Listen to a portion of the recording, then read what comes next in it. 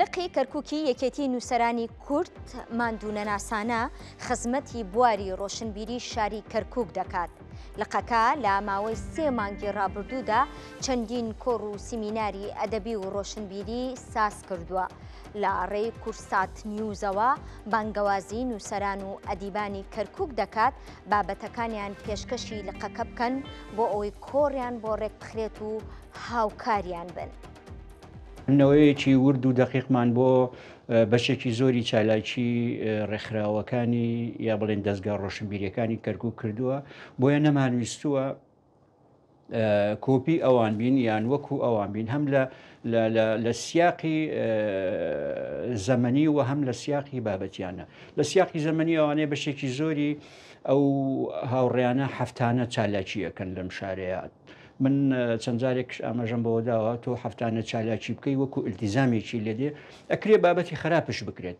بۆی ئەمە بڕیارماندا لە 3 مانگ یان ببوورە 3 هەفتە یان مانگی جارێک چالاکیێکی باش بکەین کە ئەو چالاکیە سەدایەکی باشی هەبێ لە ناوەندی ڕۆشنبیری کوردی لە شاری کەرکووک.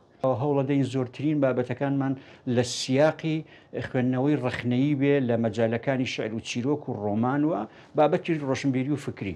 بەڵام بە باشمان زانی هەندێک لەو شاعیرە چالاک و بەتوایانانە فەرامۆش نەکەین بۆیە لە دوا کۆڕمان بابەت دوا چالاشیمان کۆڕێکی شعریمان کرد بۆ هەریەک لە سەرکەوت ڕسوڵ و ڕووزار ئەحمەد.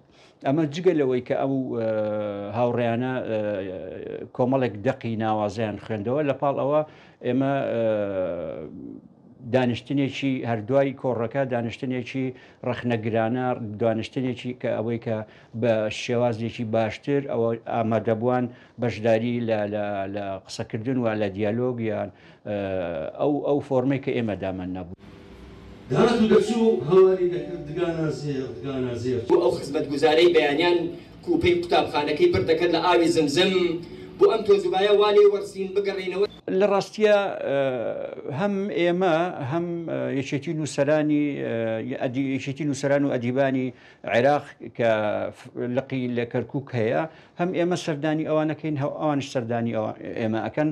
ئێمە لە تەجروبەی پێشووی من لە تەجروبەی پێشمن لە سەردەمی کاک سەرا پانێڵێک کرا لەسەر ئەدەب و پێکەوە ژیان کە ئەو پانێڵێکی زۆر باش بوو پانێڵێک بوو ئەتوانم بڵێم یەکێک بوو لەو پانێڵە جدیانەی کە لەو قۆناغەیە کرانی ئەم تەنسیقە هەیە لە نێوان ئێمەوە نووسەرانی پێکاتەکانی تر.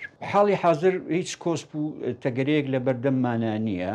لە ڕاستیە ئێمە دەبێت لێرەوە من دوای داخستنی ئەم لقا 5 مانگ سوپاسی تایبەتیم بۆ کاک ئاسۆ مامەند و فریال عەبدوڵڵا تەکلیفیان لە من کرد کە قسە لەسەر ئەم بارودۆخە بکەم بۆچی ئەم لقا داخراوە. ئیتر دوای ئەوەی کە من باسی گرفتەکانم بۆ کرد باسی ئەو تەنگ و چەڵەمانم کردووە کە دێتە بەردەم یەکێتی نووسەرانی کورد لەقی کەرکووک ئەوانش بە سنگێکی فراوانەوە ئەمەیان قبول کردو تەکلیفیان لە من کرد کە منش بچم لەو لقا کار نامانەوێ کار و چالێکیەکانمان تەنها لە بواری شعر خوێندنەوەیە قەتیس بکەین. ئەمانەوێ قسە لەسەر شعر بکەین ئەمانەوێ قسە لەسەر ڕۆمان بکەین و قسە لەسەر چیرۆک بکەین و جگە لەوەش بابەتی فکری و معریفی.